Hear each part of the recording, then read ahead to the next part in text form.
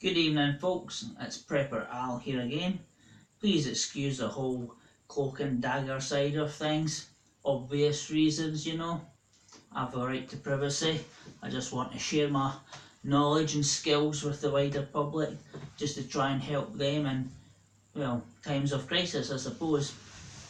So what am I talking about now? We're talking about what is a prepper and why prep.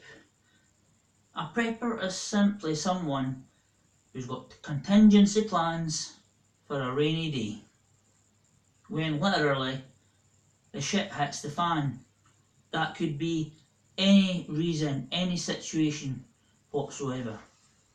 A survivalist is people who like to go out into the woods, out into the wilderness, and learn how to do all these different types of skills, etc., in order to survive off the land, but with the ultimate aim of surviving and getting back to society, civilization.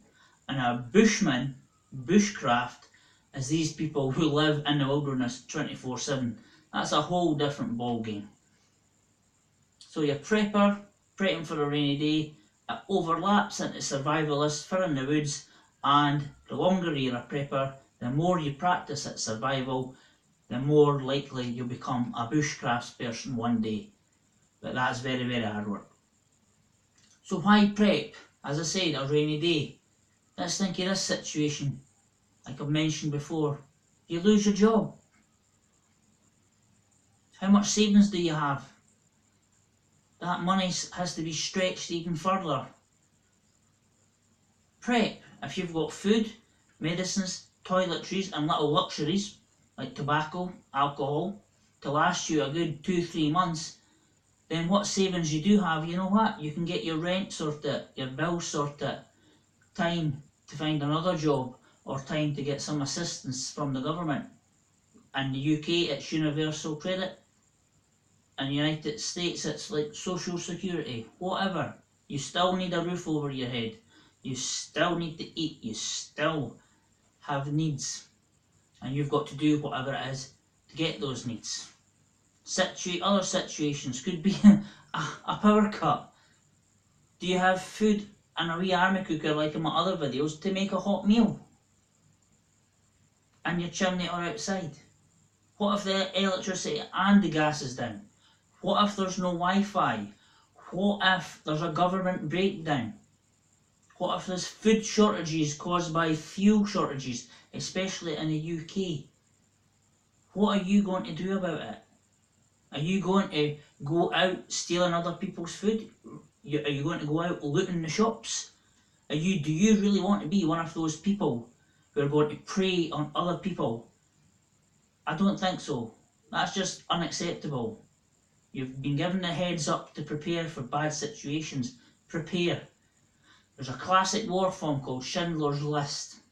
And it's just a real bad situation. The Jews are in the ghettos. And there's this one scene when some poor, frail old woman is walking along the street with a bowl of gruel or a porridge, whatever it is, and some other dishevelled man comes up behind her, tries to steal the gruel or a bowl of food, and it falls onto the ground. And the old woman's crying, and the man, what does he do? He gets on his belly and he starts licking the food off the ground. Do you ever want to be in that situation? Now that is an extreme situation, but guess what folks? That happened. That happened in a civilised country called Germany. Unacceptable if you're not prepared for a bad situation. Now, in other parts of the world suffer from monsoons, hurricanes, tornadoes, tsunamis, earthquakes, blizzards, heat waves. Last year we had a bad heat wave in the UK. I don't think anybody died from it, but there was shortages of water. Before that, in the March, we had the big freeze, the beast from the east. Yeah, the local corner shops round here put a pint of milk up to about £1.20. A pint. Not a litre, not 2 litres, a pint. Exploitation. Do not let yourself be exploited. In the UK, we are environmentally stable, I would say. We don't suffer from earthquakes. We get the occasional bad storm and the occasional bad bit of snow that lasts a week. But that's it. So we have to look at other factors. Food and fuel, like I mentioned in my Prepper Food video. Losing your job. Brexit. We still don't know how that's got to work out. High tariffs means increased prices. Job losses. It all plays into the game. Have food, medicines, toiletries, maybe some savings. Guess what? What would you do if actually money went out the window? As if we were in a situation, no electricity, no gas, no government, no police. Your money's worthless. You're then bartering, you're then trading, you're then scavenging, probably stealing from each other. You're then maximising the amount of food you have and stretching that out. And yeah, we live in an island, 65 million people. What happens if the fuel stops coming into the country? What happens if the food stops coming into the country?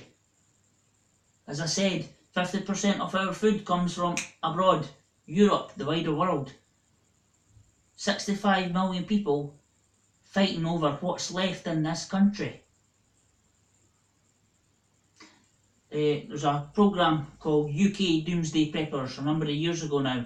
This wee Englishman, he actually moved away to the Czech Republic and he said something so fantastic. I never even thought about that.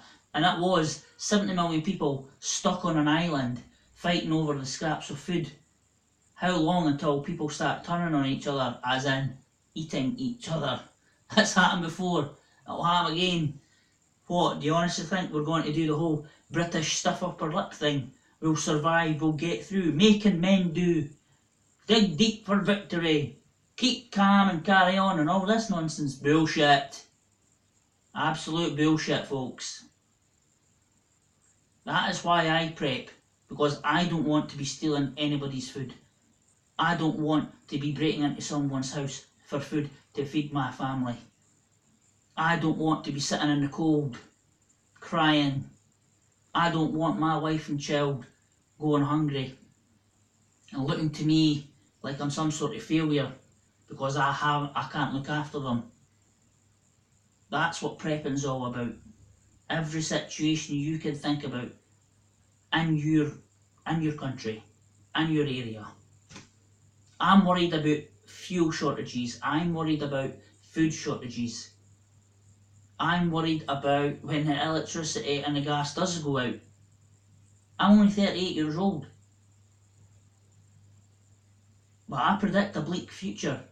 Maybe not now, but maybe 10, 15, 20 years old. Maybe when I'm an old man.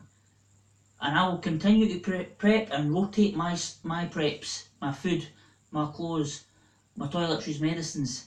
So no matter when that shit hits the fan, I know I'll be ready no matter how old I am. And no matter how old my wife is, or the kids and the grandkids, I'll say, right, prep our house, let's go. And we will dig it in, and we will bug it in, and we will be okay for a while. Only for a while. But in that while, I'm not going to be hassling anybody else, and neither should you. That's why people should prep, so they don't become a grade A asshole and make their problems other people's problems. I want your food, I need your food because I failed to prepare. That's why people prep. Doesn't matter if you've got the whack job Americans who think it's got to be the aliens, or the second coming of Jesus Christ, or the end of days. It could be an environmental disaster that we humans are just not prepared for. A solar flare, an EMP strike, cyber attacks, a World War III, a dirty bomb. Anything that could cause chaos, anything that's got to bring down communications, hamper food and fuel deliveries, medicines. If you're epileptic and electricity goes out, Electricity is needed to make your medicines. How much medicine do you have on you right now? What if the shit hits the fan tomorrow? Big time. No more medicines are getting made. You've got to use what you've got, and then you've got to trade. You've got to buy at extortionate prices. You need to stockpile everything that you might think you need. What if you're HIV? How much medication do you have to last you right now? If that medication stops getting made, you're dead. That's why you prep. Think of you personally, your needs, your family's need, where you live, what are the risk factors, and then prep to counter the risk factors.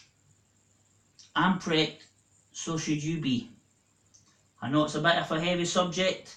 We'll get back onto the practical demonstrations, and then eventually we'll get into the woods and we'll do some survival prepping videos. But at this moment, if you're in your town, your village, your city, you need to have a plan. Okay, thank you for your attention. That's my video for this evening. I'm prepped, so should you people. This is Prepper Al, thank you for tuning in. Next video will be a practical video. Thank you, good night.